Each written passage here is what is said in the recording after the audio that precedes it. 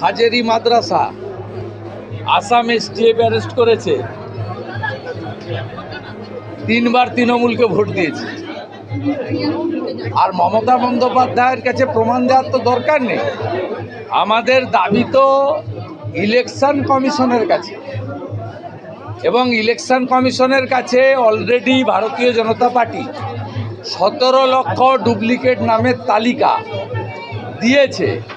আর অভিযোগটা যেহেতু মমতা ব্যানার্জির বিরুদ্ধে, তাই মমতা ব্যানার্জির কাছে তালিকা দেওয়ার কোনো প্রশ্ন নেই। তালিকাটা আরিজ আফতাব যখন ছিল দেওয়া হয়েছে, উনি হয়তো আইপ্যাককে পাঠিয়ে দিয়ে থাকতে পারেন।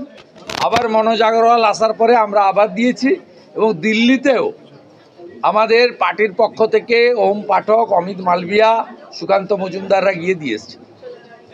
একই সঙ্গে মমতা বন্দ্যোপাধ্যায় বলছেন যে আগে তো সবটাই এক ছিল, তখন কেউ এসে থাকলে তাদের সেই ভাষার টান থেকে যায়। তার মানে সবাই কি বাংলাদেশি? ক্ষমতা থাকলে নাম কেটে দেখান, চ্যালেঞ্জ। ক্ষমতা আছে কিনা election commission should react. Election commission একটা সাংবিধানিক independent body. Election commission autonomous body. আপনি 27 ফেব্রুয়ারি থেকে ইলেকশন কমিশনকে পার্সোনাল অ্যাটাক করছেন, বলছেন ভারতবর্ষের স্বরাষ্ট্রমন্ত্রী তার সচিব ছিলেন ইলেকশন কমিশনার। তাহলে এখানে যে সিও হয়েছেন বর্তমান, তিনিও রাজ্য সরকারের ফুড, ফায়ার অনেক দপ্তরের সেক্রেটারি ছিলেন। তাহলে তাকেও কি আমরা বলবো যে মমতা বন্দ্যোপাধ্যায় সরকারের সচিব ছিলেন? সিনিয়র আইএসদের মধ্য থেকেই তো ইলেকশন কমিশনার হয়, এবং সেটা চয়ন্ত ইন্ডিপেন্ডেন্ট বডি করে। সেখানে সুপ্রিম কোর্টের অংশগ্রহণ থাকে, রাষ্ট্রপতি মহোদয়ের ভূমিকা থাকে। এই ধরনের কথাবার্তা বলে সরাসরি অটোনোমাস ইন্ডিপেন্ডেন্ট কনস্টিটিউশনাল বডিকে চ্যালেঞ্জ করছেন। অ্যান্টি ন্যাশনাল হলেই এই ধরনের ভাষা মুখ থেকে আসে। তাই উনি যে ভাষা কথা বলছেন ইলেকশন কমিশনার জ্ঞানেশ কুমারজিকে, এটা অ্যান্টি ন্যাশনাল কথাবার্তা। এর উত্তর এবং রিয়াক্ট করার দরকার নেই। কাজের মাধ্যমে উত্তর ইলেকশন কমিশনের দেওয়া উচিত। প্রথমত, উনার সব কথা উনারা ক্যাজুয়ালি নেন, এন্টারটেন করেন না। উনি নাম কাটতে গিয়ে 35,000 কমপ্লেন করিয়েছিলেন, 28,000 কমপ্লেনকে নাল অ্যান্ড ভয়েড করে বাতিল করেছে ইলেকশন কমিশন। উনি সুপ্রিম কোর্টে পাঠিয়েছিলেন উনার সাংসদকে, বিহারকে সামনে রেখে স্টে আনার জন্য। সুপ্রিম কোর্ট স্টে দেয়নি। বাকি সুপ্রিম কোর্ট কি করবে জানি না, কিন্তু ইলেকশন কমিশন এখানে বিহারের মতো তার প্রাথমিক প্রস্তুতি নিচ্ছে। আমরা দেখতে পাচ্ছি বিএলও গাইডলাইন চেঞ্জ হচ্ছে, নতুন বিএলও অ্যাপয়েন্ট হচ্ছে, সব প্রক্রিয়া তারা চলছে। মমতা ব্যানার্জির বক্তব্যকে পশ্চিমবাংলার মিডিয়া সিরিয়াসলি নিতে পারে, তার দুটো কারণ আছে। একটা হচ্ছে উনি মুখ্যমন্ত্রী, administrative chief of the state, আর দ্বিতীয় হচ্ছে এখানে একটা মিডিয়ার একটা বড় অংশকে উনি কন্ট্রোল করেন পার্সোনাল অব্লিগেশনে রেখে, এবং অ্যাডভার্টাইজ দেওয়া নেওয়া, অর্থকরী ব্যাপার, এসব অনেকগুলো আছে। দেশে শেখ হাসিনা রয়েছেন, তার নাম না করে বলছেন যে আমাদের ভারত সরকার তো কয়েকজনকে অতিথি হিসেবে রেখে দিয়েছে, আমরা কি সেসব নিয়ে কিছু বলেছি? উনি বলার হরিদাস পালকে? উনি বলার কে? উনি একটা আঞ্চলিক দলের সভানেত্রী। Trinamool Congress is a state party. CPI যেমন state party, communist party of India, তেমনি তৃণমূল হচ্ছে state party. Trinamool Congress national party নয়। ন্যাশনাল ইস্যুতে তৃণমূলের বলার কোনো জায়গা নেই। অতএব উনি ভারত সরকার কি করছে না করছে তো উনি বলার কি? এবং উনি তো এই কথা বলার মাধ্যমে শেখ হাসিনা সহ আওয়ামী লীগের প্রথম সারির নেতা মন্ত্রীরা কেন ভারতে আশ্রয় পেয়েছেন, কাকে চ্যালেঞ্জ করছেন? বঙ্গবন্ধু মুজিবুর রহমানকে চ্যালেঞ্জ করছেন, 71-এর পাকিস্তান বিরোধী লড়াইকে চ্যালেঞ্জ করছেন। তার মানে তো আপনি রাজাকার আর জামাতকে সাপোর্ট করছেন, যারা 71-এ বাঙালিদের খুন করেছিল, হিন্দু বাঙালি এবং মুসলিম বাঙালিদের খুন করেছিল, তাদেরকে সমর্থন করছেন। এই কথার মধ্য দিয়ে মমতা ব্যানার্জি যে জামাত, রাজাকার, হেফাজতে ইসলামের ঘনিষ্ঠ, এটা আরেকবার প্রমাণ করলেন। তিনি যে আনসারুল বাংলার জঙ্গিকে রাজ্যে শেল্টার দিয়ে রাখেন, এটা আরেকবার প্রমাণিত। মায়ানমার সরকার, বাংলাদেশ সরকার ঘৃণা করে রোহিঙ্গাদের, কিন্তু কেন মমতা কোনো ইসলামিক কান্ট্রি নেয় না। এত পছন্দ করেন কেন? সৌদি আরব সহ পৃথিবীর এতগুলো ইসলামিক দেশ রয়েছে, কেউ রোহিঙ্গাদেরকে নেয় না। কারণ এরা কমপ্লিটলি দেশে থাকা মানে, সব দেশই বলেছে, অ্যান্টি সোশ্যাল অ্যাক্টিভিটিস বাড়বে, খুন, চুরি, ধর্ষণ, যত রকম খারাপ কাজ হবে। এদের মেন্টালিটি রোহিঙ্গাদের সেইভাবে তৈরি হয়েছে, দে আর নট সোশ্যাল। অতএব এরা যে কোনো দেশের ইন্টারনাল সিকিউরিটির ক্ষেত্রে দে আর হার্মফুল। তাই কোনো ইসলামিক কান্ট্রি নেয় না, ভারতের তো নেওয়ার প্রশ্নই নেই। মমতা ব্যানার্জি কেন এত পছন্দ করেন? আরে ভোট, কোন রোহিঙ্গা ভিখারি করে, ভিক্ষাবৃত্তি করে খাচ্ছে না চুরি করে খাচ্ছে, এটা নিয়ে উনি ওরিড নন। উনি ওরিড একটাই, যে রোহিঙ্গাদের সঙ্গে মুসলমান লেখা আছে এবং এই ভোটগুলো কমপ্লিটলি উনার খুব সেফ এবং কনসলিডেট ভোট। 10টা থাকলে 10টা উনি পাবেন।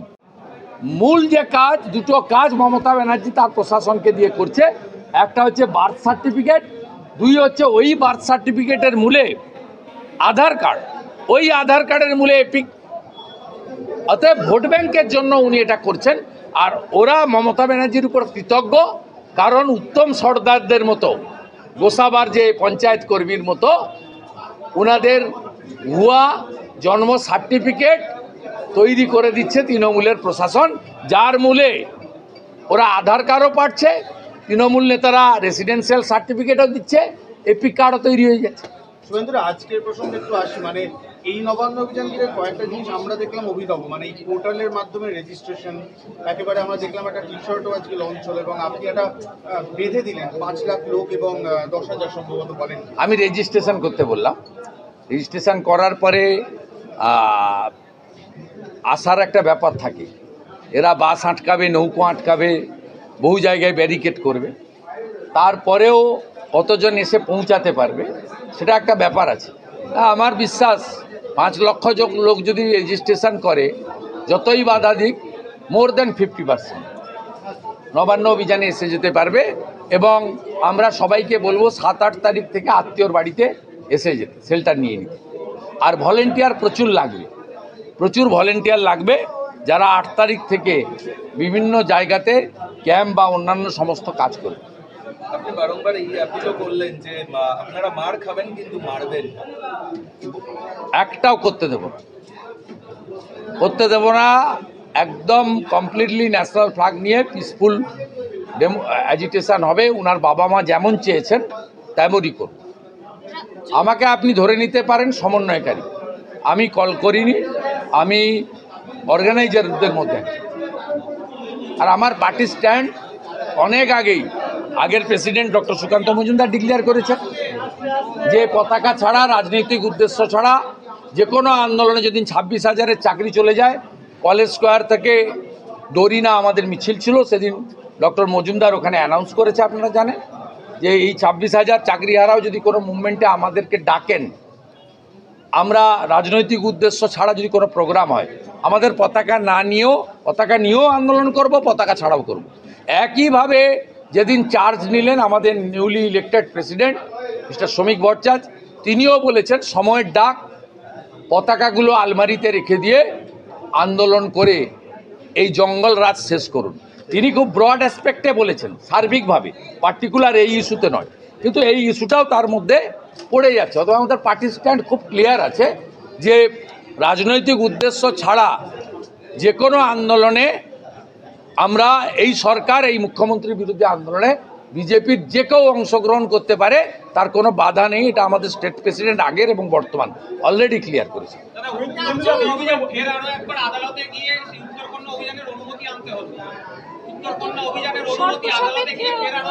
আমি আপনাদের আগেও বলেছি, এটা 86 হয়েছে।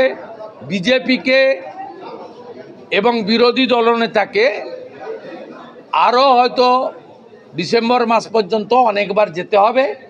সে সংখ্যাটা 100 পেরোবে, তারপরে মমতার বিসর্জন হবে এবং তারপরে মমতা ব্যানার্জিকেও আন্দোলন করার জন্য পুলিশই অনুমতি দিয়ে দেবে, হাইকোর্টে যেতে হবে না। রাজ্য উচ্চ কারণ তখন মমতা ব্যানার্জি বিরোধী দলের নেত্রী থাকবেন। বিজেপি সরকার আসার পরে আমি ওনাকে অ্যাসিওর করছি, বিজেপির মতো বা আমার মতো আপনাকে হাইকোর্টে যেতে হবে না। আপনি প্রেয়ার করবেন, সরকার বিজেপির যে সরকার আপনাকে পারমিশন দিয়ে দেবে। রাজ্য উচ্চশিক্ষা দপ্তরের তরফে কমন রুম বন্ধের তবে জাতীয় সড়কে যেভাবে সিঙ্গুরে বসেছিলেন ওটা আমরা করতে দেব না। ওটা বুদ্ধবাবুর দুর্বলতায় আপনি করেছেন, 16 দিন ধরে বসে আপনি টাটার একটা তৈরি করা কারখানাকে উড়িয়ে দিয়েছেন, ওটা করতে দেবো না। না, উনি তো আন্দোলনগুলো, এই ধরনের আন্দোলন অতীতে আমরা দেখেছি প্রচুর করেছেন, বিধানসভায় করেছেন, সিঙ্গুরে জ্যোতিবাবু সুযোগ দেননি, বুদ্ধবাবু সুযোগ দিয়েছেন। আমি প্রয়াত, দুজনই প্রয়াত। আমি তো দুজনের সময়ে রাজনীতি করেছি। জ্যোতিবাবুর সময় আমি ছাত্র নেতা ছিলাম, কাউন্সিলর ছিলাম। তিনি যখন মুখ্যমন্ত্রী, আমি তখন 95 সালের কাউন্সিলর, তার আগে আমি ছাত্র নেতা। তারপরে বুদ্ধবাবুর সময় আমি 6-এর এমএলএ। ন্যাচারালি দুজনের কাজকর্ম দেখেছি। জ্যোতিবাবু অ্যালাউ করতেন না। আমার মনে হয় জ্যোতিবাবুর অ্যাসেসমেন্টটা খুব ভালো ছিল ওনার উপর, সেই কারণে উনি, জ্যোতিবাবু যখন অবসর নিলেন, গিয়ে প্রণাম করে ক্ষমা চেয়ে এসছেন হয়তো মমতা নিচে পায়ে হাত দিয়ে। আর বুদ্ধবাবু হয়তো সবটা পার্টির কথা বা জনগণের কথা শুনতে পারেননি। তিনি একটু সাংস্কৃতিক চেতনার মানুষ ছিলেন, যাকে বলে মুক্তমনা। তাই তিনি নন্দীগ্রামে গুলি চালানো যেমন আটকাতে পারেনি, এটাও বুদ্ধবাবুর ব্যর্থতা। আবার মমতা বন্দ্যোপাধ্যায়কে 16 দিন ধরে জাতীয় সড়ক বন্ধ রেখে টাটা কারখানাকে ধ্বংস করার যে কাজ এটা হয়েছে, এটা তো বুদ্ধবাবুর দুর্বলতার জন্যই হয়েছে, বা ভালো মানুষই জন্য হয়েছে। বিরোধী হলে তো ওনার একটা অগ্নিকন্যা ইমেজ আমরা দেখতে পাই। বিরোধী হলে মমতা বন্দ্যোপাধ্যায়ের একটা অগ্নিকন্যা ইমেজ আমরা দেখতে এখন দুটো ইমেজ ওনার কাজ করছে।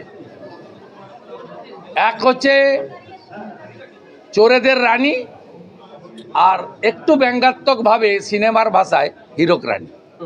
মমতা বলছেন যে মনে রাখবেন 26-এ আমরা ফিরছি, গতকালকে বলেছেন। হ্যাঁ, উনি তো প্রধানমন্ত্রী হয়ে গেছিলেন 24-এ। উনি তো 24-এ প্রধানমন্ত্রী হয়ে গেছিলেন। 16-তে 3, 21-এ 77, 26-এ 177। This is Mamata Banerjee. এত নিষ্ঠুর হুঁশযুক্ত মানুষ বলে আমার মনে হয় না। যেহেতু ওই আন্দোলন শুধু আপনারা রাত জাগেননি, ওনাকেও অনেক বিনিদ্র রজনী যাপন করতে হয়েছে। সমালোচনার তুঙ্গে ছিল গোটা দেশ নয়, পৃথিবী জুড়ে ছি মমতা, ছি মমতা আওয়াজ উঠেছিল। বাড়িটাকে দুর্গ বানিয়ে বসেছিলেন। এই মনে হয় হাজরা মোড় থেকে মোমবাতি নিয়ে, মশাল নিয়ে মায়েরা দলে দলে আমার বাড়ির দিকে চলে এলো। এই মনে হয় গড়িয়াহাট থেকে রাত জাগার লোকেরা, বিশেষ করে দিদিরা, মায়েরা, বোনেরা, তারা মনে হয় আমার বাড়ির দিকে চলে এলো। 1000 পুলিশ নিয়ে শান্তনু সিনহাকে রেখে পাহারা দিয়ে রাত কাটিয়েছেন। তাই ক্রোধী মমতা বিনীত গোয়েলকে পুরস্কৃত করেছে, সোমনাথকে চেয়ারম্যান করেছে, আন্দোলন ভেঙেছে। আন্দোলনকে অরাজনৈতিক তকমা দিতে গিয়ে রাজ্যের প্রধান বিরোধী দলকে আন্দোলনে ঢুকতে দেওয়া হয়নি। অভিজিৎ গাঙ্গুলির মতো একজন এক্স জাস্টিস উচ্চশিক্ষিত মানুষ অরাজনৈতিক প্ল্যাটফর্ম থেকে সাংসদ হয়েছেন, তাকে গো ব্যাক ধ্বনি দেওয়া হয়েছে। অগ্নিমিত্রা পাল দলীয় কার্যালয়ে যাচ্ছিলেন, ওনাদের কাছে যাননি, তাকেও গো ব্যাক ধ্বনি দেওয়া হয়েছে। সব করিয়েছেন কে? এই মমতা বন্দ্যোপাধ্যায়, যার বিরুদ্ধে আন্দোলন। তিনি তার জায়গায় এখনো দাঁড়িয়ে আছেন, তিনি মাথা নত করেননি। তার দম্ভ, উদ্ধত্ত, অহংকার এতটুকু পরিবর্তন হয়নি। তিনি একদম তার দমে আছেন। আর আপনারা স্টেট সেক্রেটারিয়েট নবান্নতে না গিয়ে তার বাড়িতে সন্ধ্যাবেলা চলে গেলেন আলোচনা করতে, একবার নয়, 2বার 3বার করে।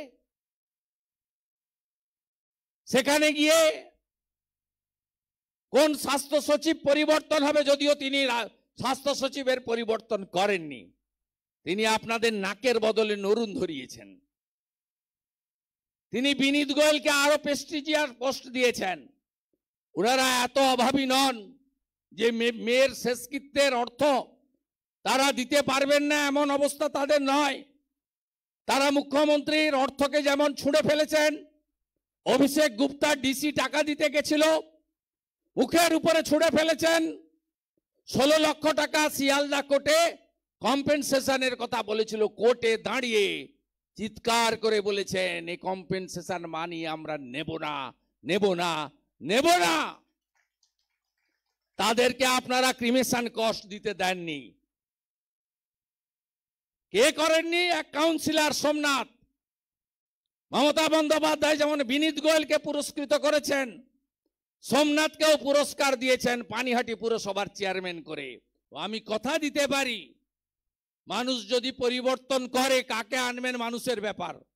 যেই সরকারই আসুক না কেন, সেই সরকারের আমলে বিনীত গোয়েল, সন্দীপ ঘোষরা বাড়িতে থাকবেন না, জেলে পচবেন, এটা আমি নিশ্চিতভাবে বলতে পারি। আমার লজ্জা লাগলো, প্রদীপ মজুমদার বলে একজন মন্ত্রী, তিনি আজকে একটা এক স্যান্ডেলে দিয়েছেন তোলাবাজ ভাইপো মমতা ব্যানার্জি, তাকে বলেছেন নেতাজি অভিষেক ব্যানার্জি। ভাবা যায় কোথায় অধঃপতন। আরে ভাই, এক্সে লিখেছেন প্রদীপ মজুমদারের মতো লোক, অজিত পাঁজার দীর্ঘদিন ধরে সঙ্গী ছিলেন, কিন্তু এদের পরিবর্তন দেখছে, কি সাহস। এর আগে নির্মল মাঝি বলেছিলেন মা সারদামণি বেলুড় মঠ বাধ্য হয়েছিল খণ্ডন করতে। এর আগে ওই হেরো বিশ্বজিৎ দাস, তিনি রানী রাসমণির সঙ্গে তুলনা করেছিলেন। আর আজকে দেখলাম প্রদীপ মজুমদার বলছেন নেতাজি অভিষেক ব্যানার্জি। ছি ছি। ধর্মতলা অভিযানে ডিম ভাতের যত হোর্ডিং, তার 4 গুণ হোর্ডিং লাগবে অভয়ের মা বাবার ডাকে নবান্ন চলো। সেজে উঠবে বাংলা। আর যারা পার্টিসিপেট করবেন, রেজিস্ট্রেশন করবেন, উই নিড 5 লাখ পিপল, 5 লক্ষ। হ্যাঁ, বাস আটকাবে, উঠবেন ট্রেনে। আমি 22 তারিখ দিল্লি যাব, অশ্বিনী বৈষ্ণবজিকে আবেদন করব, অ্যাডিশনাল বগি দিতে হবে। ভাড়া আমরা দেব, টিকিট আমরা কাটবো। আমরা এই ডিম ভাতের মতো বিনা টিকিটে উঠবো না। ধর্মতলা অভিযানে ডিম ভাতের যত হোর্ডিং, তার 4 গুণ হোর্ডিং লাগবে অভয়ের মা বাবার ডাকে নবান্ন চলো। সেজে উঠবে বাংলা। আর যারা পার্টিসিপেট করবেন, রেজিস্ট্রেশন করবেন, উই নিড 5 লাখ পিপল, 5 লক্ষ।